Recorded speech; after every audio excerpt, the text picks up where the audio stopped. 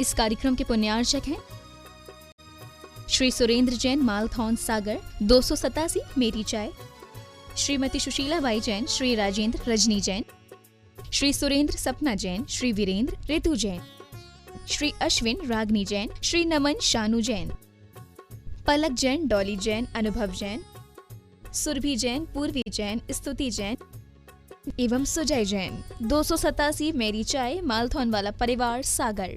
ओम ह्रीं जगत शांति कराय श्री शांतिनाथाय नमः। सर्वपद शांतिं कुरु कुरु स्वाहा। ओम ह्रीं जगत शांति कराय श्री शांतिनाथाय नमः। सर्वपद शांतिं कुरु कुरु स्वाहा। ओम ह्रीं जगत शांति कराय श्री शांतिनाथाय नमः। सर्वपद शांतिं कुरु कुरु स्वाहा। ओम ह्रीं जगत शांति कराय श्री शांतिनाथाय नमः। सर्वभद्र शांतिं कुरु कुरु स्वाहा। ओम ह्रीं जगत शांति कराय श्री शांतिनाथाय नमः। सर्वपद शांतिं कुरु कुरु स्वाहा। ओम ह्रीं जगत शांति कराय श्री शांतिनाथाय नमः। सर्वोपद्रव शांतिं कुरु कुरु स्वाहा। ओम ह्रीं जगत शांति कराय श्री शांतिनाथाय नमः। सर्वपद शांतिं कुरु कुरु स्वाहा। ओम ह्रीं जगत शांति कराय श्री शांतिनाथाय नमः। सर्वोपद्रव शांतिं कुरु कुरु स्वाहा। ओम ह्रीं जगत शांति कराय श्री शांतिनाथाय नमः। सर्वपद शांतिं कुरु कुरु स्वाहा। ओम ह्रीं जगत शांति कराय श्री शांतिनाथाय नमः। सर्वभद्र शांतिं कुरु कुरु स्वाहा। ओम ह्रीं जगत शांति कराय श्री शांतिनाथाय नमः। सर्वपद शांतिं कुरु कुरु स्वाहा। ओम ह्रीं जगत शांति कराय श्री शांतिनाथाय नमः। सर्वोपद्रव शांतिं कुरु कुरु स्वाहा। ओम ह्रीं जगत शांति कराय श्री शांतिनाथाय नमः। सर्वपद शांतिं कुरु कुरु स्वाहा। ओम ह्रीं जगत शांति कराय श्री शांतिनाथाय नमः। सर्वोपद्रव शांतिं कुरु कुरु स्वाहा। ओम ह्रीं जगत शांति कराय श्री शांतिनाथाय नमः। सर्वपद शांतिं कुरु कुरु स्वाहा। ओम ह्रीं जगत शांति कराय श्री शांतिनाथाय नमः। सर्वोपद्रव शांतिं कुरु कुरु स्वाहा। ओम ह्रीं जगत शांति कराय श्री शांतिनाथाय नमः। सर्वपद शांतिं कुरु कुरु स्वाहा। ओम ह्रीं जगत शांति कराय श्री शांतिनाथाय नमः। सर्वोपद्रव शांतिं कुरु कुरु स्वाहा। ओम ह्रीं जगत शांति कराय श्री शांतिनाथाय नमः। सर्वपद शांतिं कुरु कुरु स्वाहा। ओम ह्रीं जगत शांति कराय श्री शांतिनाथाय नमः। सर्वोपद्रव शांतिं कुरु कुरु स्वाहा। ओम ह्रीं जगत शांति कराय श्री शांतिनाथाय नमः। सर्वपद शांतिं कुरु कुरु स्वाहा। ओम ह्रीं जगत शांति कराय श्री शांतिनाथाय नमः। सर्वोपद्रव शांतिं कुरु कुरु स्वाहा। ओम ह्रीं जगत शांति कराय श्री शांतिनाथाय नमः। सर्वपद शांतिं कुरु कुरु स्वाहा। ओम ह्रीं जगत शांति कराय श्री शांतिनाथाय नमः। सर्वोपद्रव शांतिं कुरु कुरु स्वाहा। ओम ह्रीं जगत शांति कराय श्री शांतिनाथाय नमः। सर्वपद शांतिं कुरु कुरु स्वाहा। ओम ह्रीं जगत शांति कराय श्री शांतिनाथाय नमः।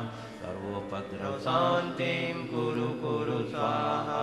ओम ह्रीं जगच्छान्तिकराय श्री शांतिनाथाय नमः सर्वोपद्रवशान्तिं कुरु कुरु स्वाहा। ॐ ह्रीं जगच्छान्तिकराय श्री शान्तिनाथाय नमः सर्वोपद्रवशान्तिं कुरु कुरु स्वाहा। ओम ह्रीं जगच्छान्तिकराय श्री शांतिनाथाय नमः सर्वोपद्रवशान्तिं कुरु कुरु स्वाहा। ॐ ह्रीं जगच्छान्तिकराय श्री शान्तिनाथाय नमः सर्वोपद्रवशान्तिं कुरु कुरु स्वाहा। ओम ह्रीं जगच्छान्तिकराय श्री शांतिनाथाय नमः सर्वोपद्रवशान्तिं कुरु कुरु स्वाहा। ॐ ह्रीं जगच्छान्तिकराय श्री शान्तिनाथाय नमः सर्वोपद्रवशान्तिं कुरु कुरु स्वाहा। ओम ह्रीं जगच्छान्तिकराय श्री शांतिनाथाय नमः सर्वोपद्रवशान्तिं कुरु कुरु स्वाहा। ॐ ह्रीं जगच्छान्तिकराय श्री शान्तिनाथाय नमः सर्वोपद्रवशान्तिं कुरु कुरु स्वाहा। ओम ह्रीं जगच्छान्तिकराय श्री शांतिनाथाय नमः सर्वोपद्रवशान्तिं कुरु कुरु स्वाहा। ॐ ह्रीं जगच्छान्तिकराय श्री शान्तिनाथाय नमः सर्वोपद्रवशान्तिं कुरु कुरु स्वाहा। ओम ह्रीं जगच्छान्तिकराय श्री शांतिनाथाय नमः सर्वोपद्रवशान्तिं कुरु कुरु स्वाहा। ॐ ह्रीं जगच्छान्तिकराय श्री शान्तिनाथाय नमः सर्वोपद्रवशान्तिं कुरु कुरु स्वाहा। ओम ह्रीं जगच्छान्तिकराय श्री शांतिनाथाय नमः सर्वोपद्रवशान्तिं कुरु कुरु स्वाहा। ॐ ह्रीं जगच्छान्तिकराय श्री शान्तिनाथाय नमः सर्वोपद्रवशान्तिं कुरु कुरु स्वाहा। ओम ह्रीं जगच्छान्तिकराय श्री शांतिनाथाय नमः सर्वोपद्रवशान्तिं कुरु कुरु स्वाहा। ॐ ह्रीं जगच्छान्तिकराय श्री शान्तिनाथाय नमः सर्वोपद्रवशान्तिं कुरु कुरु स्वाहा। ओम ह्रीं जगच्छान्तिकराय श्री शांतिनाथाय नमः सर्वोपद्रवशान्तिं कुरु कुरु स्वाहा। ॐ ह्रीं जगच्छान्तिकराय श्री शान्तिनाथाय नमः सर्वोपद्रवशान्तिं कुरु कुरु स्वाहा।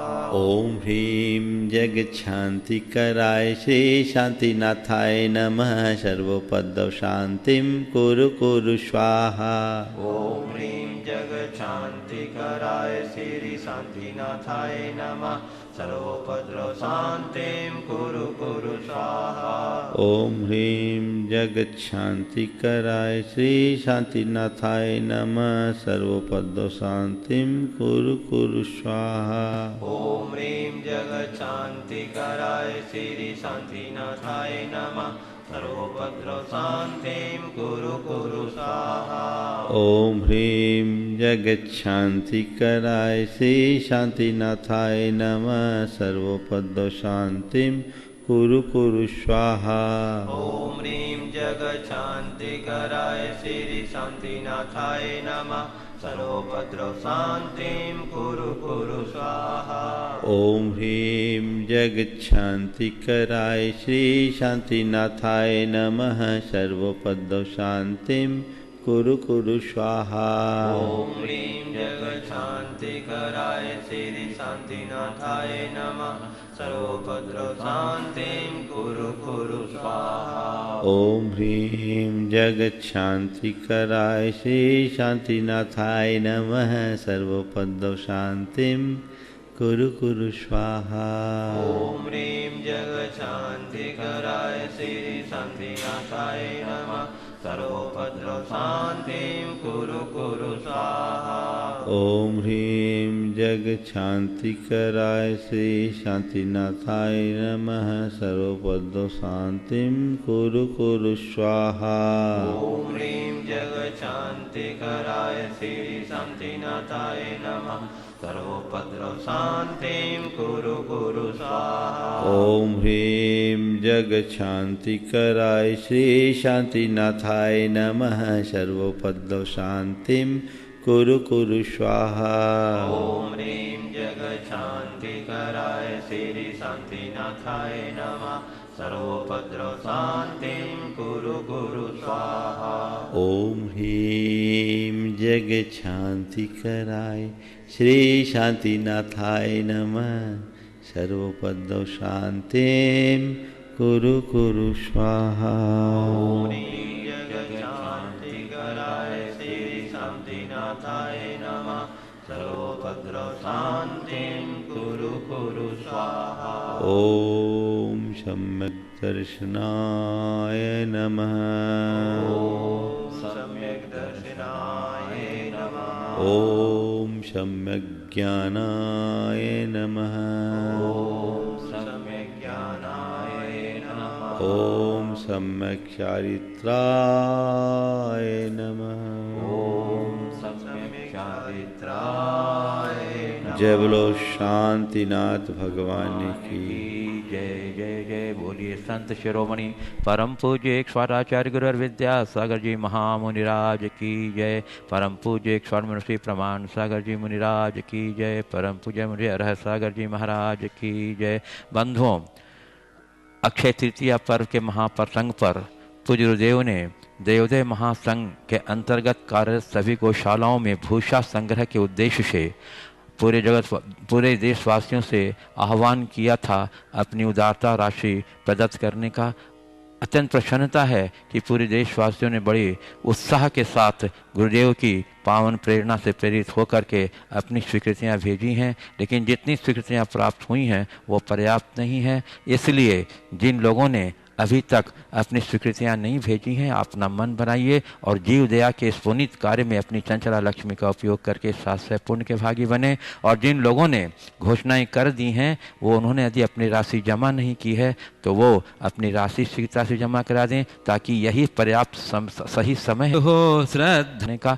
इसलिए आपसे अपील है कि आप शीघ्रता के साथ ये देवोदय महासंघ के अकाउंट नंबर की पट्टी और उसका कॉन्टैक्ट नंबर चल रहा है टीवी के स्क्रीन पर, आप उससे नोट करके शीघ्रता के साथ अपनी राशि जमा करा दें और कार्यालय को सूचित करें। और जिन लोगों ने अभी तक नहीं भेजा है अपनी स्वीकृति, वो भी शीघ्रता से मन बना लें। चलिए अब इसी के साथ हम लोग पूज्य गुरुदेव से मंगल में देशना के लिए प्रार्थना करेंगे। इससे पूर्व हमारे सभी श्रोता बड़ी आतुरता से गुरुदेव के मंगल में आशीर्वाद की प्रतीक्षा में बैठे हुए हैं, तो मैं उन सभी श्रोताओं से अनुरोध करता हूँ कि आप हाथ जोड़िए, मस्तक झुकाइए और गुरुदेव के मंगल में आशीर्वाद से अभिषेक करने के लिए बोलिए मेरे साथ, नमोस्तु गुरुदेव, नमोस्तु गुरुदेव, नमोस्तु गुरुदेव। बोलिए मुनिवर्षी प्रमाण सागर जी महाराज की जय जय। सभी लोग हाथ जोड़ लें।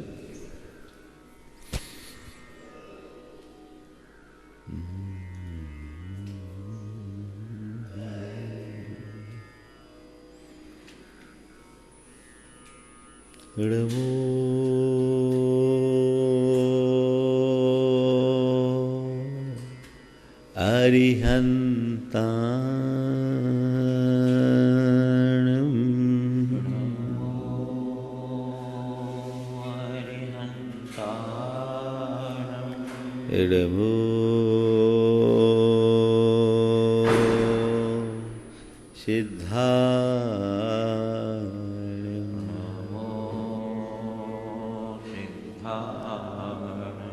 एडमो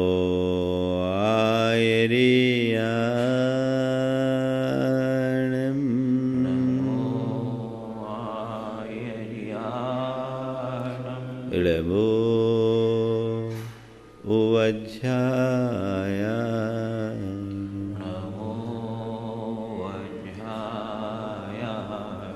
अडमो लोये सवशाहुनम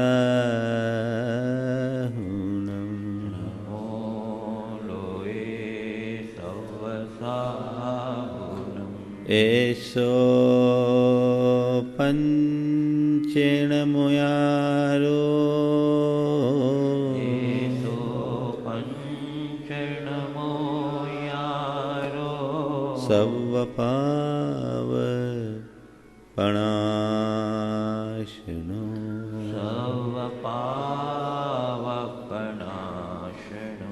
मङ्गलाळं च सवेशिं मङ्गलाळं च सर्वेशिं फलमं होइमं।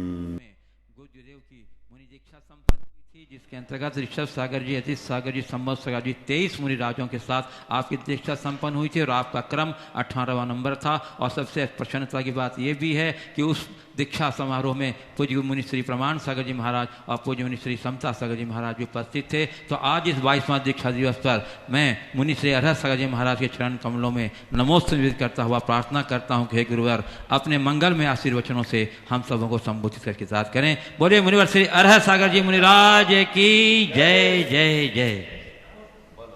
नमोस्तु। ओ सभी लोग अपने हाथ जोड़ेंगे और मेरे साथ महामंत्र के लिए अपना मानस तैयार है।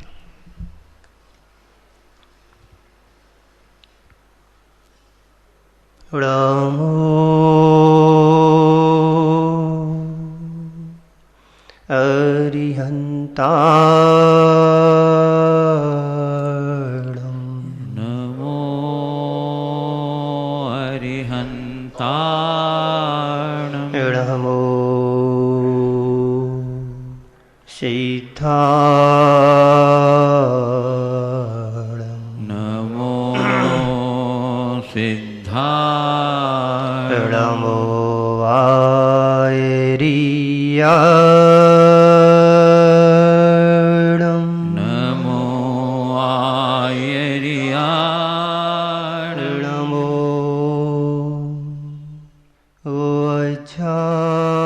वज्राया नमो वज्राया नमो लोहे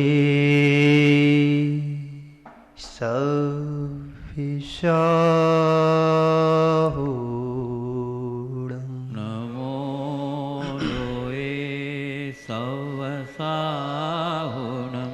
एषो पञ्चेणमो यारो एषो पञ्चणमो यारो सर्वपावप्रणाशनो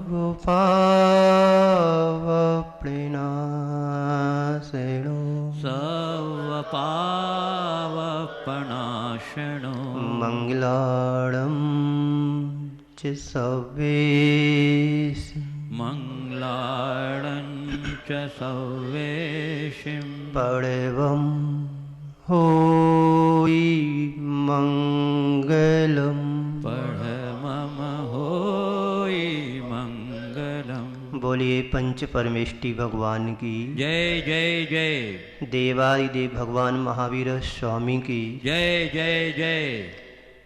परम पूज्य आचार्य गुरुवर श्री विद्यासागर जी महाराज की जय जय जय। परम पूज्य मुनि श्री प्रमाण सागर जी महाराज की जय जय जय। परम पूज्य 108 मुनिवर श्री अरहत सागर जी मुनिराज की जय जय जय। नमोस्तु गुरुदेव नमोस्तु। आज का यह पावन दिन और आज की इस परम पुनीत तिथि में गुरुवर के कर कमलों से एक कंकड़ से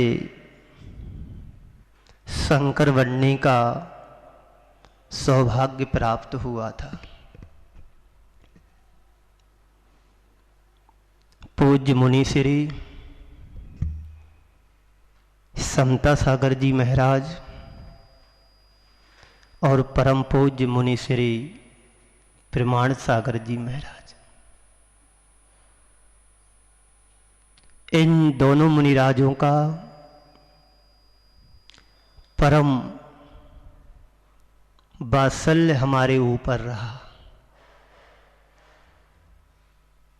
1997 की बात मुझे याद आ रही है,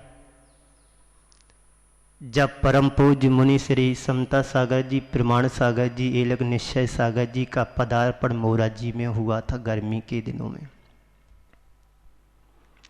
उस समय मुझे पूज्य श्री का दर्शन करने का सौभाग्य प्राप्त हुआ।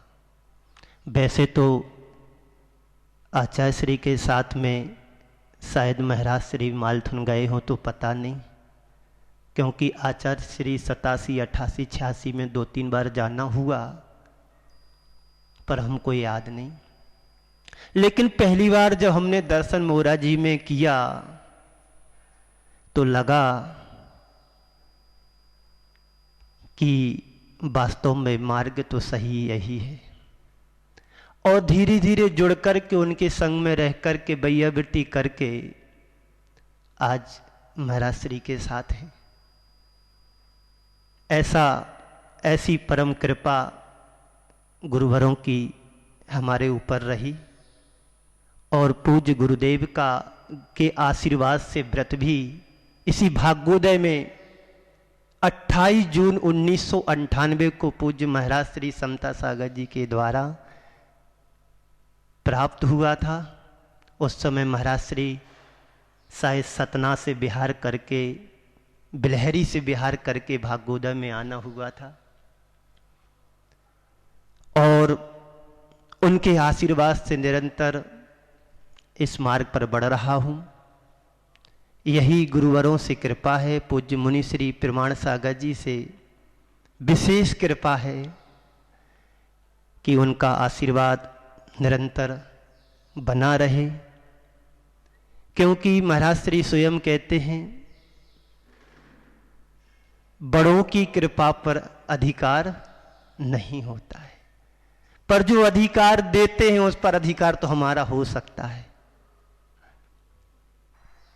और अभी पूज्य गुरुदेव की परम कृपा से महाराज श्री के साथ रहने का सौभाग्य प्राप्त हुआ और 2009 में आचार्य श्री ने स्वयं कृपा करके हम 3 मुनिराजों को पूज्य मुनिश्री के श्री चरणों में पहुंचाया था। उसमें मुनिश्री विराट सागर जी थे, पुराण सागर जी और मैं स्वयं। उस समय भी लगभग 9 महीने रहने का सौभाग्य प्राप्त हुआ। खूब मुनिश्री ने स्वाध्याय कराया, कर्मकांड का भी स्वाध्याय करा। उस समय तो गाथाएं याद कर ली थी थोड़ा बहुत, लेकिन सब भूल गए। लेकिन उस समय इतना पुण्य नहीं था हमारा कि हम उनके चरणों में रह सके। कहते हैं छप्पड़ फाड़ करके जब देता है देने वाला, तो छप्पड़ फाड़ करके देता है। अब पुनः कृपा और गुरुदेव की हमारे ऊपर हुई कि पूज्य श्री के चरणों में रहने का एक सौभाग्य हमें दिया। अब दीक्षा की बात रही, मुझे एक संस्मरण याद आ रहा है पूज्य ज्ञान सागर जी के जीवन काल का। मैंने गुरुदेव के मुख से सुना था। किसी ने शाम को पूछा कि गुरुदेव ज्ञान सागर जी महाराज से कि आपकी दीक्षा कब हुई? तो गुरुदेव ने कहा कि अभी अभी हमारी दीक्षा हुई। सामने वाला आगंतुक समझ नहीं पाया कि अभी अभी दीक्षा कैसे हुई। पुनः उसने पूछा कि गुरुदेव आपकी दीक्षा कब हुई? तो गुरुदेव ने उत्तर दिया कि अभी अभी मैं अंदर से प्रतिक्रमण करके आया हूं, तो इसलिए अभी अभी हमारी दीक्षा हुई। आचार्य श्री हमेशा कहा करते हैं दीक्षा तो हमें हर दिन याद करना चाहिए, दीक्षा की तिथि को हमें हर दिन याद करना चाहिए। और दीक्षा की तिथि याद रखोगे तभी हम आगे बढ़ पाएंगे। श्रमण दिन में 3 बार प्रतिक्रमण करता है तो उसकी दीक्षा व्रतों को परिष्कृत कर लेता है, वही दीक्षा है। ऐसे परम पूज्य गुरुवर कहें तो प्रथम गुरुवर तो हमारे प्रमाण सागर जी हैं। हमने नहीं देखा था आचार्य श्री कौन होते हैं, कौन हैं। लेकिन जब मुनिवर का सानिध्य प्राप्त हुआ मोरा जी में, लगा कि यही हमारे गुरुवर हैं। जो तुम्हें पहले प्रथम दर्शन कराए वही गुरु होता है। वैसे तो लोग व्यवहार में कहते हैं कि एक पढ़ाने वाला टीचर गुरु होता है, भले वो तंबाकू की पुड़िया जेब में रखे हो, पर गुरु तो प्रथम वो कहलाएगा। ऐसे ही इस मोक्ष मार्ग पर आगे लाने वाले प्रथम गुरु तो मुनि श्री प्रमाण सागर जी, समता सागर जी हैं। बाद में इन्होंने अपना आशीर्वाद देकर के इस मार्ग में आगे बढ़ाया। और एक विशेष बात और कहना चाहता हूं कि जब मेरी दीक्षा हुई तो मुनि संग सामने था। ऐसे परम उपकारी गुरुदेव हम सबके जीवन के आदर्श हैं। अब सुनाना नहीं है, सुनना है। मैंने तो गुरुदेव से कहा था कि आप ही सुनाओ। उस समय हम तो जानते नहीं थे दीक्षा कैसी होती है। इतनी गर्मी थी, भीषण गर्मी थी, मुझे नहीं पता कि मैं कहाँ हूं, कुछ भी याद नहीं, इतनी गर्मी थी। सब महाराज जी ले गए ऊपर छत पर नवंबर में, सिद्धोदय सिद्ध क्षेत्र नवंबर में। सबने पानी में दुपट्टा डुबो करके जो हमने छोड़े थे उनको गीला कर कर करके उनने फिर फटकार लगाई सारे मुनिराजों की। ऐसा वो प्रसंग पावन नवंबर का याद आ रहा है आज। और भाग्योदय की भी याद आ रहा है कि जब आचार्य ने आशीर्वाद दिया था सी ब्लॉक में, उस समय हॉस्पिटल चालू नहीं थी 98 में, जब पूरा मुनि संघ वहाँ पर गर्मी के समय रुका था। और उसी समय आचार्य श्री ने आशीर्वाद दिया था महाराज श्री के साथ बिहार कराने का, ललितपुर तक का। वहाँ पर भी कुछ समय, महीने 2 महीने रहने का सौभाग्य मिला। पर वो चैन बनती गई और आज ऐसा कि पूज्य मुनिश्री के श्री चरणों में रहने का सौभाग्य प्राप्त हुआ है। दीक्षा की तिथि याद रखना ही हमारे लिए महत्वपूर्ण है। अब गुरुदेव को सुनना है। इन 4 पंक्तियों के माध्यम से भ्रम देना चाहता हूं। आंखों में अगर अरमान हो तो जहान तुमसे दूर नहीं। आंखों में अगर अरमान हो तो जहान तुमसे दूर नहीं। पांखों में अगर उड़ान हो तो आसमान तुमसे दूर नहीं। आंखों में अगर अरमान हो तो जहान तुमसे दूर नहीं। और पांखों में अगर उड़ान हो तो आसमान तुमसे दूर नहीं। मंदिर के शिखर पर बैठकर के पक्षी ने एक गीत गाया। मंदिर के शिखर पर बैठकर के पक्षी ने एक गीत गाया। श्रद्धा में तुम्हारी जान हो तो गुरुवर तुमसे दूर नहीं। श्रद्धा में तुम्हारी जान हो तो भगवान तुमसे दूर नहीं। बंधुओं, पूज्य गुरुदेव का परम आशीर्वाद बना रहे, यही दीक्षा दिवस की उपलब्धि है। इन्हीं भावों के माध्यम से मैं आपको विराम देता हूँ। बोलिए परम पूज्य आचार्य गुरुवर श्री विद्यासागर जी महाराज की। बोलिए परम पूज्य मुनि श्री प्रमाण सागर जी, समता सागर जी महाराज। बोलिए परम पूज्य एक स्वामी मुनिवर श्री अरहत सागर जी मुनिराज की जय। अभी हम लोग पूज्य गुरुदेव अरहत सागर जी महाराज से उनके दीक्षा दिवस पर आशीर्वचन सुन रहे थे। और जिस श्रद्धा की बात उन्होंने कही, उसी श्रद्धा के साथ हम लोग पूज्य गुरुदेव के चरण कमलों में प्रार्थना अर्पित करते हैं कि हे गुरुदेव, अपनी भवताप हरणी देशना से संबोधित कर हम लोग की तात करें। बोले मुनिवर श्री प्रमाण सागर जी महाराज की जय। ओम नमः। जय बोलो अहिंसा परमो धर्म की। परम पूज्य आचार्य गुरुवर श्री विद्यासागर जी महाराज की। अभी आप महाराज श्री के मुख से उनकी अनुभूतियां सुन रहे थे। निश्चित वे क्षण बड़े भावुक क्षण होते हैं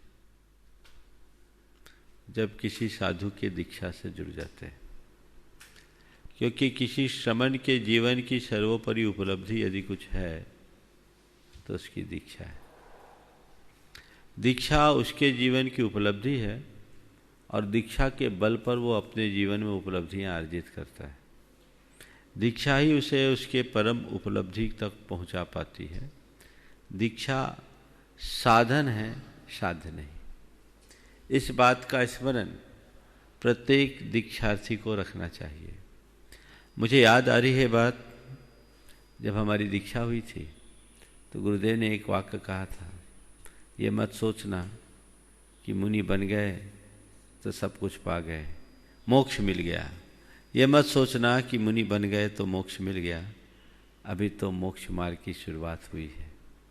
और दूसरा वाक्य उन्होंने कहा था, मैं तुम्हें जो कुछ दे सकता था सब दे दिया, अब तुम्हें अपना मार्ग खुद तय करना है।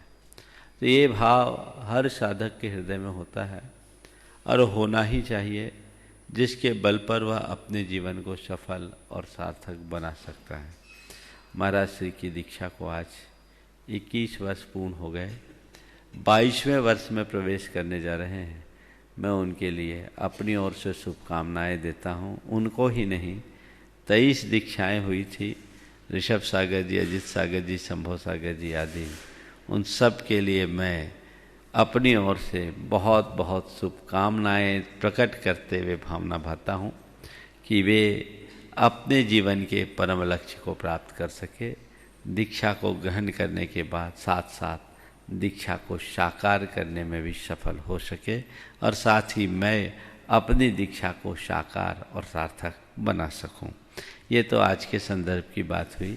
अब बात आती है वापस लेशा की, भाव यात्रा से भाव यात्रा की। हमारे भावों में उतार चढ़ाव आता है और वह भावों का उतार चढ़ाव हमारे जीवन में बहुत कुछ हलचल मचा देता है। आज बात उसी की है। अभी तक बात अशुभ की थी, अब बात आ रही है शुभ की। चौथी लेशा है तेज लेशा।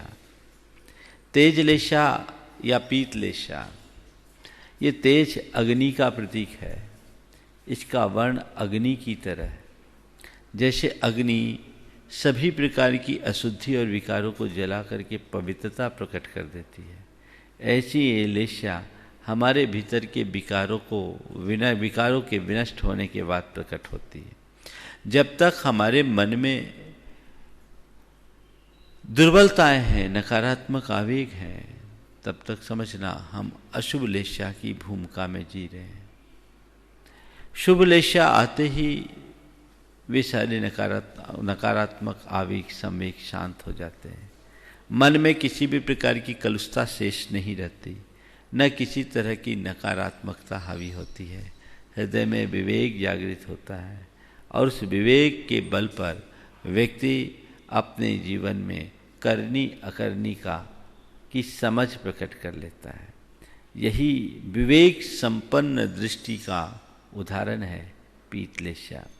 शास्त्रों में उसके संदर्भ में लक्षण निरूपित करते हुए कहा, जानई कज्जा कज्जम सेया सेयम च संवधम संपासी दयदान रदो नित्यम विदु लक्षण मेयम तुतेवस। जो कार्य अकार्य को जानता हो, बहुत महत्वपूर्ण शब्द है। जाने कज्जा कज्जम, क्या करनीय है और क्या अकरणीय है,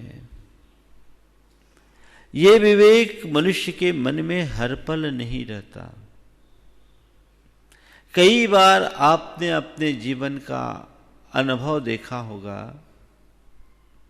कि बहुत समय में, बहुत प्रसंगों में ऐसा होता है जब आपने कुछ गलत व्यवहार कर लिया, गलत निर्णय ले लिया, गलत वचन बोल दिया और उस समय आपको कुछ होश नहीं रहा। बाद में सोचते हैं, अरे उस समय तो पता नहीं मेरी बुद्धि को क्या हो गया था, ये कैसे हो गया, बाद में पश्चाताप होता है।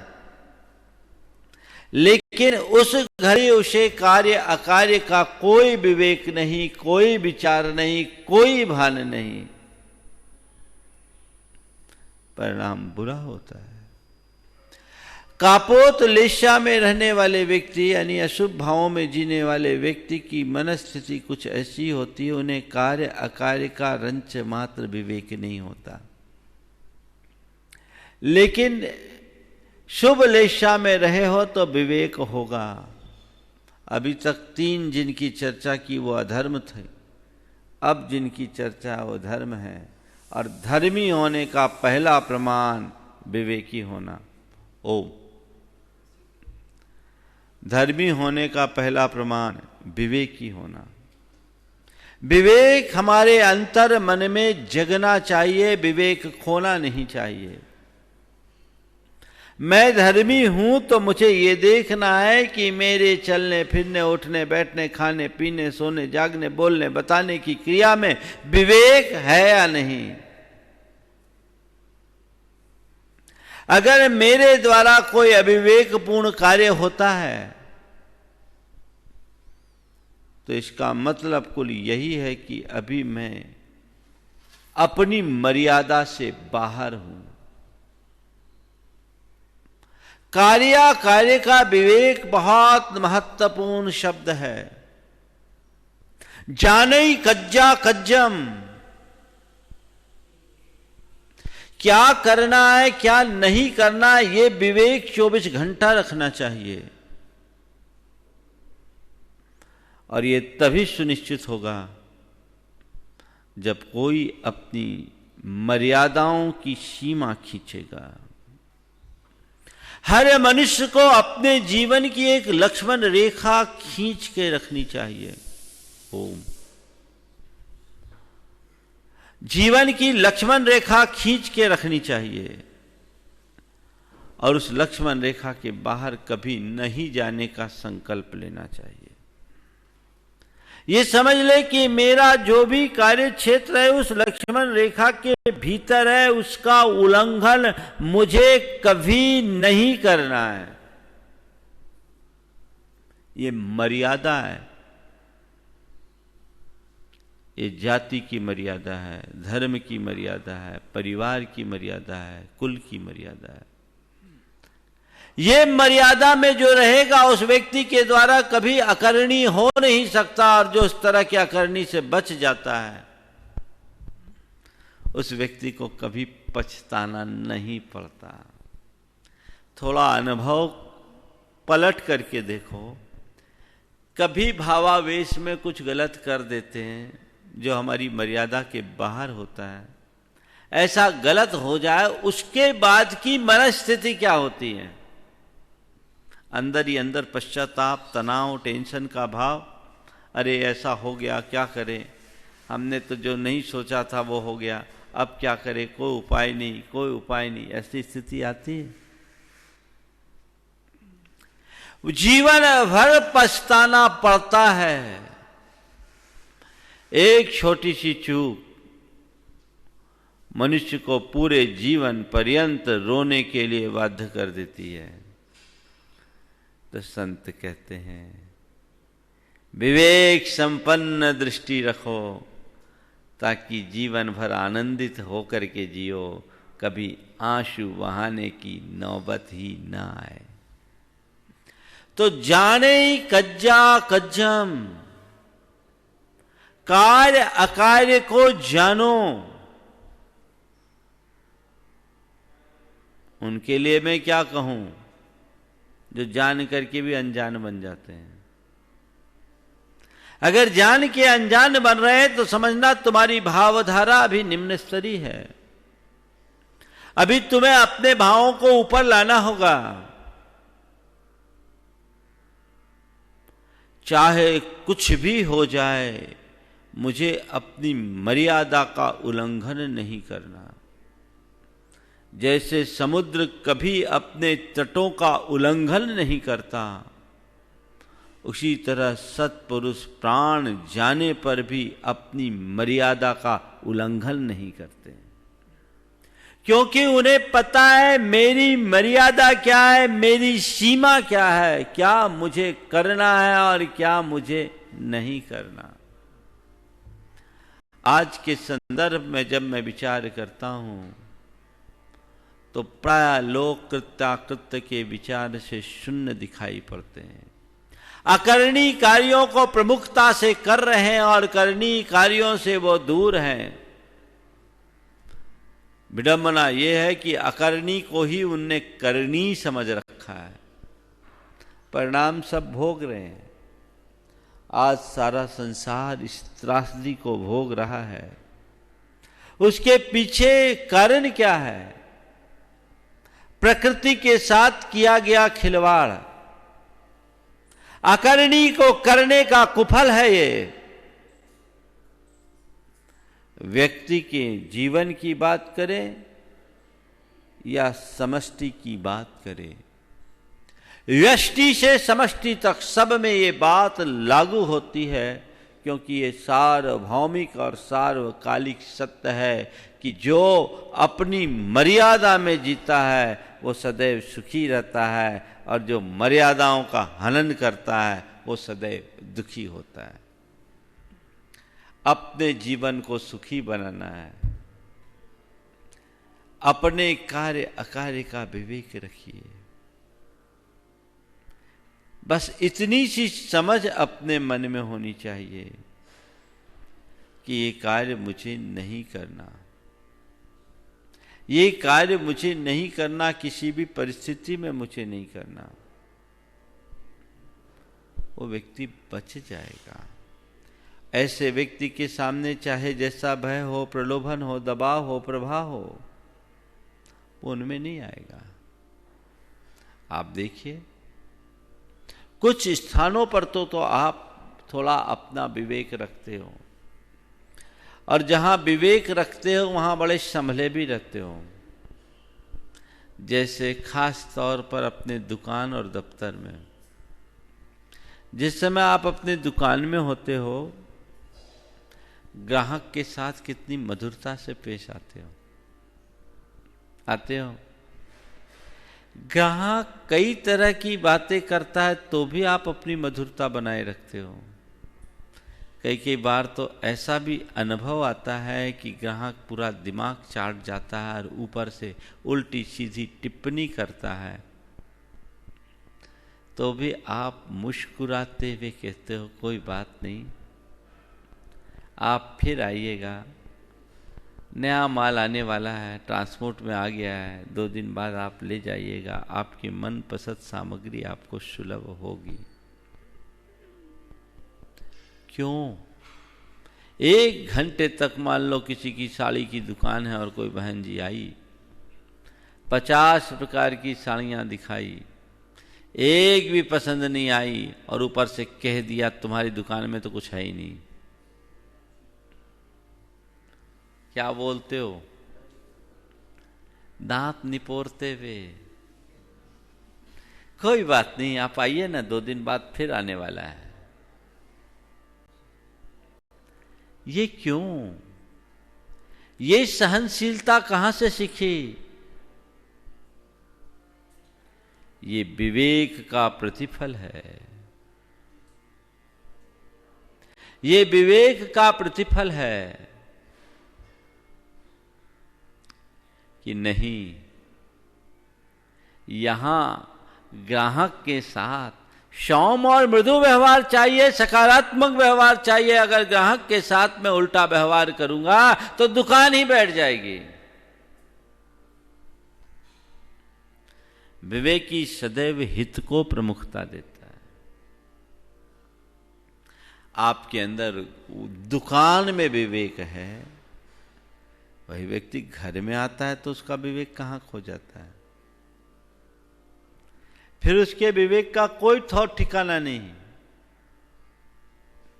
दुकान में आकर किसी और की घरवाली कुछ बोल रही है, शांति से सुन रहे, और घर में आकर उसकी घरवाली थोड़ा सा ही कुछ बोल दे तो त्योरियां चढ़ जाती है। महाभारत मच जाता है। मतलब क्या है? ध्यान रखो, ये बात साधारण प्राणी में होगी, लेकिन जो व्यक्ति पीत लेशा की बहुलता वाला होगा, जो सच्चे अर्थों में धर्मी होगा, उस सामने वाले के द्वारा कोप करने के बाद भी सौम्य बना रहेगा। वो जान रहा है कि ऐसा कहने से ऐसा कृत्य मुझे नहीं करना जिससे स्व पर के मन को दुख हो। जाने कज्जा कज्जम बहुत व्यापक अर्थ है, बहुत गहराई से समझने की आवश्यकता और अपेक्षा है। इतना सा विवेक अगर मन में जग गया तो पूरे जीवन मजा ही मजा है। पर ये विवेक क्यों नष्ट होता है? आवेश में, अभिमान में, आसक्ति में और उतावली में हमारा विवेक विनष्ट होता है। आवेश, अभिमान, आसक्ति और उतावली। जब आवेश होगा विवेक काम नहीं करता। उस समय व्यक्ति कुछ भी कर देता है। कहते ही हैं वो तो होश खो बैठा। होश खोने का मतलब क्या है? विवेक, आत्मनियंत्रण गया। सच्चे अर्थों में धर्मी वही है जिसकी रिमोट उसके पास हो, आत्मनियंत्रण हो, अपने आप पर नियंत्रण रखने की क्षमता हो, ऐसे मौके पर अपने परिणाम को खराब न करे। मैं बार बार सोचता हूं कि कर्म शास्त्रीय ग्रंथों में व्रतियों की शुभलेच्छा ही क्यों बताई? असंयम अवस्था तक अशुभलेच्छा है, लेकिन व्रति की शुभलेच्छा क्यों? क्योंकि वो विशुद्ध धर्मी है और धर्मी हमेशा विवेकी होता है। तो मैं कहना चाहता हूं, तुम व्रति तभी तक व्रति हो जब तक तुम्हारा विवेक सुरक्षित है। यदि तुम्हारा विवेक खो गया, तुम्हारे मन में दोष और दुर्बलताएं पनपने लगे, तो समझना तुम्हारा व्रतिपना गया। शुभ से अशुभ में आ गए, धर्म पे बट्टा लग गया। तुम्हें 24 घंटे इस बात का विचार और विवेक होना चाहिए कि क्या कार्य है और क्या अकार्य है। आवेश पर नियंत्रण कैसे करे, कभी फिर चर्चा करूंगा। लेकिन इतना मैं कह सकता हूं, जब भी तीव्र आवेश आने लगे उस समय आप एकांत में चले जाओ। प्रारंभिक स्तर पर ये है, और अपनी निंदा गढ़ा करके, आलोचना करके अपने आवेश को ठंडा करने का प्रयास करें। Self motivation. अभिमानी व्यक्ति को भी अभिमान की तीव्रता में कुछ भी सूझता नहीं, क्रोधी को दिखता नहीं, मानी कुछ सुनता नहीं। अभिमानी को सुनाई नहीं पड़ता, वो किसी की नहीं सुनता। रावण को कितने लोगों ने कहा, पर काहे को सुने? उसका विवेक खत्म। काश रावण के मन में ये बात स्पष्ट हो गई होती कि पर स्त्री का हरण करना एक अनीतिपूर्ण कर्म है, और मुझे श्री राम की क्षमता और शक्ति को देखते हुए सीता को लौटाकर उनकी शरण में चले जाना चाहिए। इसी में मेरा हित है, इसी में लंका का हित है। अगर ऐसा स्वीकार लेता तो रावण के वंश का विनाश नहीं होता। लेकिन उस घड़ी रावण को यह बात कहां समझ में आ रही थी? रामचंद्र जी तो युद्ध लड़ते हुए भी कह रहे थे कि मुझे युद्ध से प्रयोजन नहीं है। सीता को ससम्मान लौटा दे। आखिरी क्षण तक, युद्ध के एक दिन पहले तक उनने अपना संदेश पहुंचाया, लेकिन रावण मानने को तैयार नहीं। रामचंद्र जी युद्ध और उसके विभीषिका को समझते थे, इसलिए युद्ध उनकी व्यवस्था थी, वो युद्ध चाहते नहीं थे। उनने लड़ा नहीं, लड़ना पड़ा क्योंकि राजधर्म था। पर रावण ने लड़ाई लड़ी, लड़ी नहीं, लड़ाई मोल ली। उसे कार्य का विवेक नहीं, अभिमान। अभिमान को पनपने मत दो। जितना अभिमान पुष्ट होगा तुम्हारी भावधारा उतनी नीचे गिरेगी। ऐसा व्यक्ति फिर कार्य का विवेक नहीं रख सकता। तीसरी बात है आसक्ति। जो व्यक्ति किसी चीज में आसक्त हो जाता है, उसकी बिना वो रह नहीं पाता। वो अच्छा है बुरा, इसका विवेक समाप्त हो जाता है। वो उसके पीछे परेशान हो जाता है। बहुत सारे लोग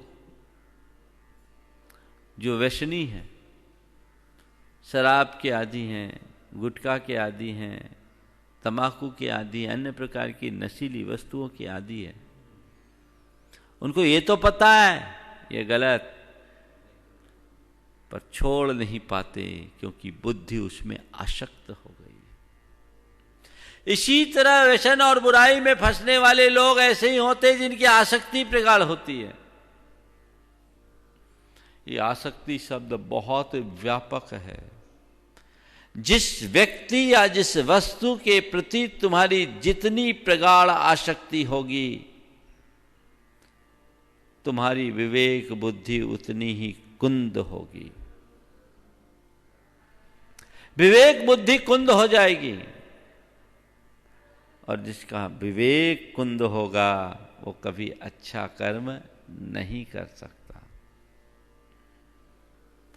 वो आसक्ति भोजन में हो सकती है, वो आसक्ति भोगों में हो सकती है, वो आसक्ति पैसों में हो सकती है, वो आसक्ति द्रव्यों वस्तुओं में हो सकती है, वो आसक्ति परिवार में हो सकती है, वो आसक्ति परिजन में हो सकती है, वो आसक्ति सत्ता की हो सकती है, वो आसक्ति सामग्री की हो सकती है, वो आसक्ति संपत्ति की हो सकती है, वो आसक्ति संबंधियों से हो सकती है, स्वजनों से हो सकती है, शरीर से हो सकती है।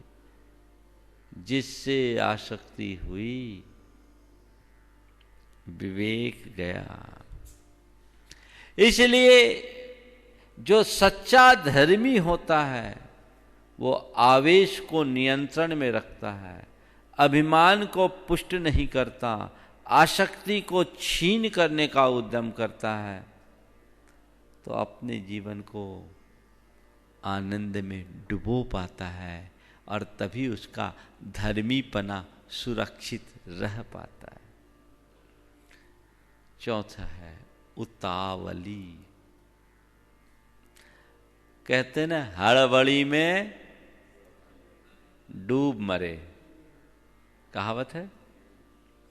हड़बड़ सो गड़बड़, हड़बड़ी में डूब मरे। कई लोगों के साथ ऐसी स्थिति होती है कि बहुत जल्दी प्रतिक्रियाएं देने के आदी हो जाते हैं।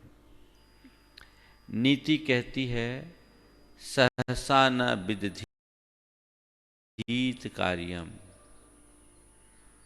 कोई भी कार्य हड़बड़ी में मत करें।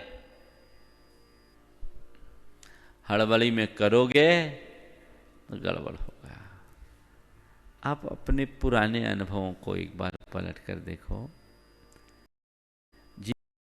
जीवन में ऐसे कई प्रसंग आए होंगे जिसमें बाद में सोचा होगा हमने थोड़ी जल्दबाजी कर दी, और जब जल्दबाजी की है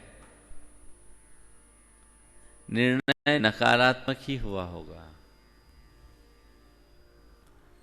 जल्दी निर्णय लेने की क्षमता एक प्रतिभा है, लेकिन जल्दबाजी एक दुर्बलता। कई लोग होते हैं जो बहुत शीघ्र निर्णय लेने में समर्थ होते हैं, वो उनकी अपनी प्रतिभा है। कुछ लोग हैं जो निर्णय ही नहीं ले पाते, और कुछ लोग हैं तुरंत डिसीजन लेते हैं और आगे बढ़ते हैं। अगर तुम्हारे पास शीघ्र निर्णय लेने की बुद्धि है, प्रतिभा है, समझ है, निर्णय लो और उस पर अमल करो, आगे बढ़ो, तुम्हारा निर्णय सही होगा, परिणाम सही निकलेगा। लेकिन जल्दबाजी मत करो। अरे नहीं, तुरंत निर्णय लेना, तुरंत निर्णय लेना, तुरंत निर्णय लेना, अभी बताओ, अभी बताओ, अभी बताओ। गड़बड़ हो जाता है। कई लोगों के साथ ऐसे निर्णय हुए। एक परिवार, देखिए कैसे शिकार होता है। अपने बेटे का संबंध किया, बहुत दुखी आज है। संबंध का प्रस्ताव कहीं से आया, थोड़ा संपन्न परिवार था, घराना अच्छा था। जैसी प्रस्ताव आया, आनन फानन में हफ्ते भर में डिसीजन लेकर संबंध पक्का किया और महीने भर बाद विवाह संपन्न हो गया। अब विवाह तो हो गया, बहू घर आ गई। अब वो बहू क्या है? बहू रानी। अब उसका स्वभाव कहीं से मेल नहीं खाता और शारीरिक रूप से भी वो सक्षम नहीं। कई अंदरूनी बीमारी से ग्रसित। इस पर से लड़की वाले तरह तरह के धौंस दिखाए और लड़की भी खुद धौंस दिखाए। अब विडंबना ये है कि वो खुद व्रती है लड़का वाले। अब बहुत दुखी। अब क्या करे, कोई उपाय नहीं। मेरे पास अपनी समस्या लेकर आए। प्राय आते ही, महाराज क्या करे, कुछ समझ में नहीं आ रहा है, चारों तरफ अंधेरा दिख रहा है। आपके पास आए, कुछ मार्गदर्शन तो क्या करे। हमने कहा भैया तुम्हें तो पहले से सोच समझ कर करना था। अब तो लड़की को फेरे पाल करके ले आए हो, निभाओ। पहले क्यों नहीं सोचा? महाराज क्या करे, जल्दबाजी हो गई। जल्दबाजी हो गई। तो मैंने कहा भैया जल्दबाजी में यदि पतलून की जगह कुर्ता पहन लो तो उसे बदला जा सकता है, पर जल्दबाजी में किसी की शादी तो नहीं बदली जा सकती है। भुगतो। इसमें हड़बड़ी करने का क्या काम?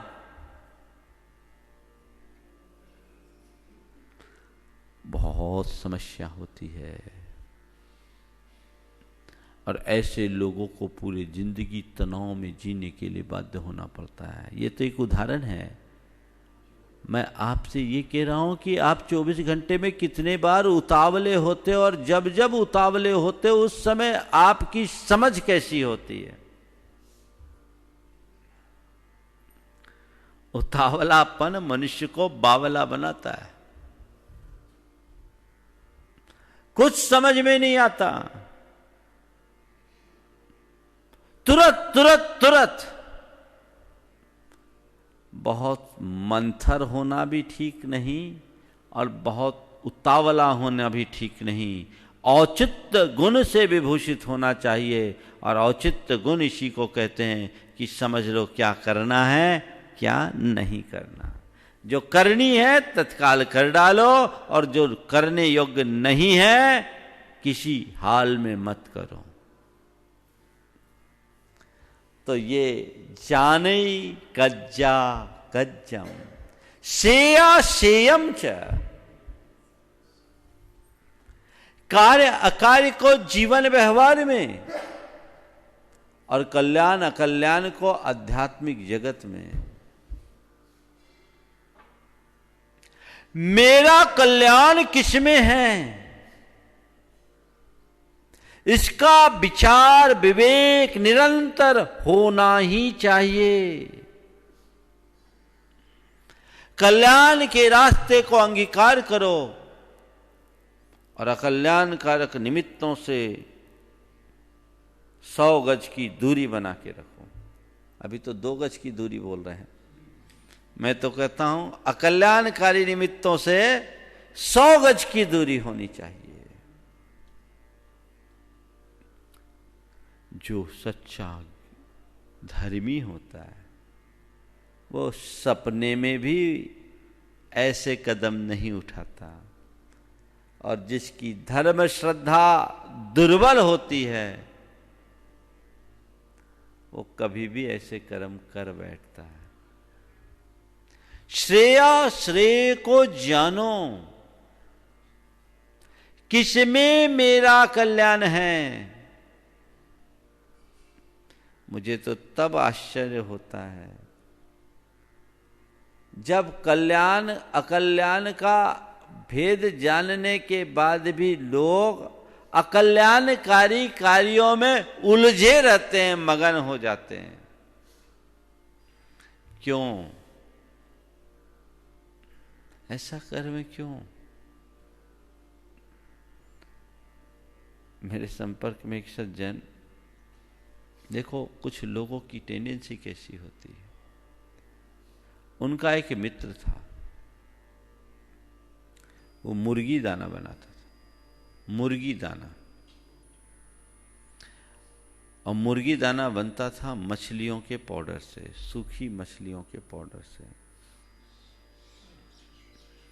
उन्हें अपने मित्र के इस कृत्य से बड़ा दुख था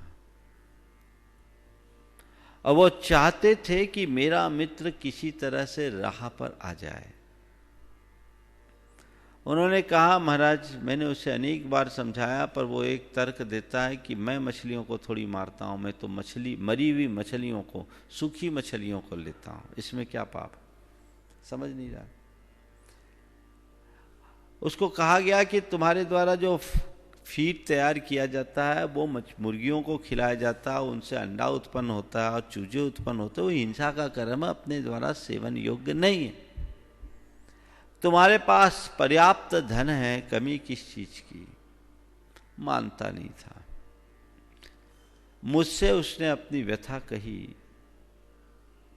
मैंने कहा कभी अगर ला सको मेरे पास तो लाओ, मैं ट्रायल करता हूं। बहुत पुरानी बात है, 30 बरस पुरानी। मेरे कहने पर उसने प्रयास किया और भाग्य से वो राजी भी हो गया, आ गया, बैठा।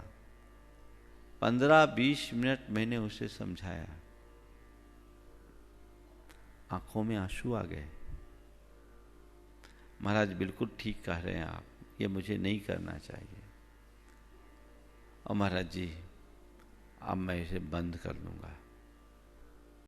मुझे 6 महीने से साल भर का समय मिले, मैं इस पूरे कारोबार को बंद कर दूंगा, चाहे कितना भी नुकसान हो। मुझे बहुत अच्छा लगा। जबलपुर की बात है, मरिया जी में गुरुदेव विराजमान थे। मैंने सोचा 1990 की बात है, 91 की। मैंने सोचा ये आदमी इतना बड़ा काम कर रहा है, इसका मनोबल बन जाए, गुरुदेव से आशीर्वाद दिला दूं।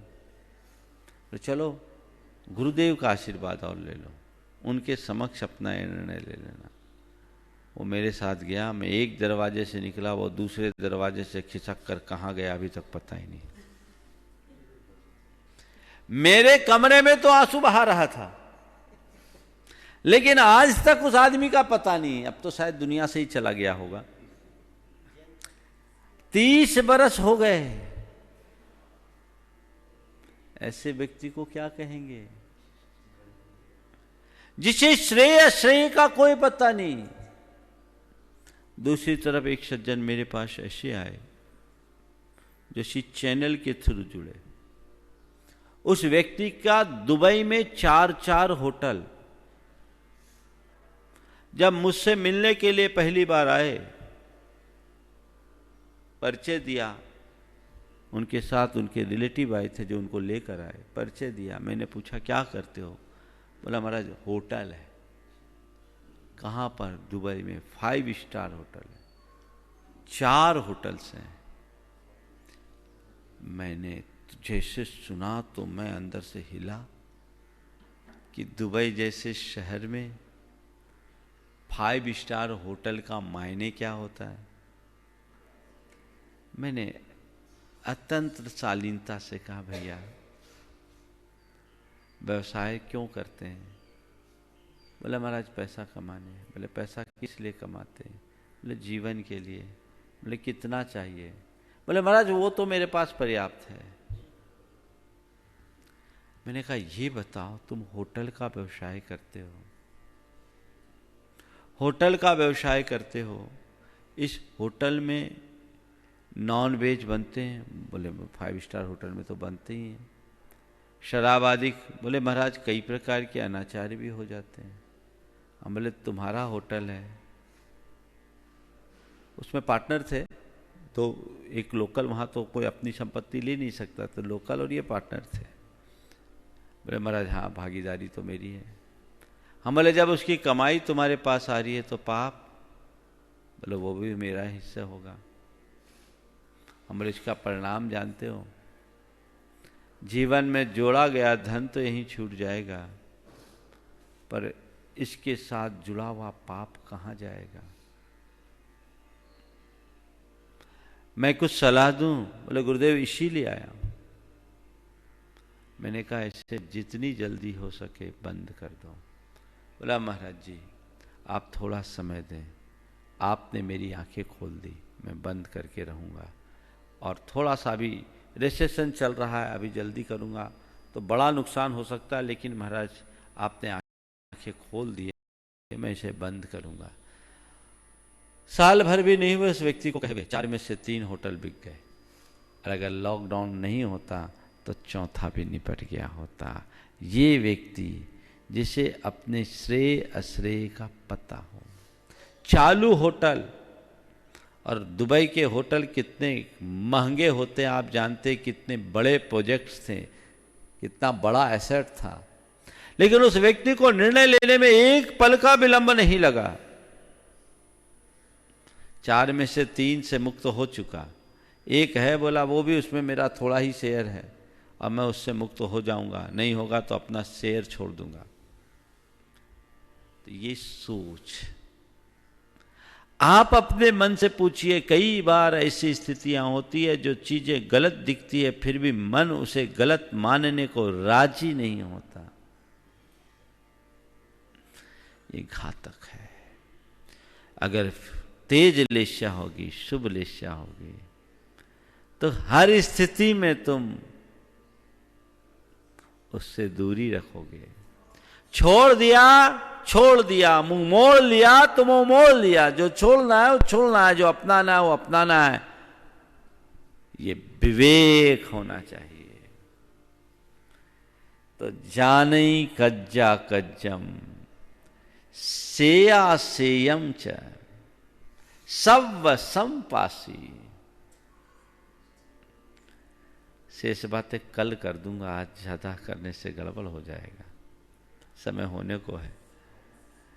इसलिए इन 2 बातों को देखें, शेष बातें कल करूंगा। ये हमें अपने अंदर अच्छे भाव जगाने का प्रयास करना है और स्वस्थ दशा में ऐसी भावना भानी है जिससे हम सब अपने जीवन को श्रेयत्व की ओर आगे बढ़ा सकें और अपना कल्याण कर सके। ये शुभ लेस्याएं हैं जो अपनाने योग्य है, उत्तरोत्तर जीवन को आगे बढ़ाने लायक है। अपने हृदय में विशुद्धि बनाए, चित्त को निर्मल बनाएंगे तो हमारा जीवन धन्य होगा। हम मंगल भावना के साथ समापन करेंगे। हाँ, मंगल भावना के साथ समापन करेंगे। मंगल। इस कार्यक्रम के पुण्यार्चक थे श्री सुरेंद्र जैन, मालथौन सागर, 287 मेरी चाय। श्रीमती सुशीला बाई जैन, श्री राजेंद्र, रजनी जैन। श्री सुरेंद्र, सपना जैन। श्री वीरेंद्र, ऋतु जैन। श्री अश्विन, रागनी जैन। श्री नमन, शानू जैन। पलक जैन, डॉली जैन, अनुभव जैन। सुरभि जैन, पूर्वी जैन, स्तुति जैन एवं सुजय जैन। 287 मेरी चाय, मालथौन वाला परिवार, सागर।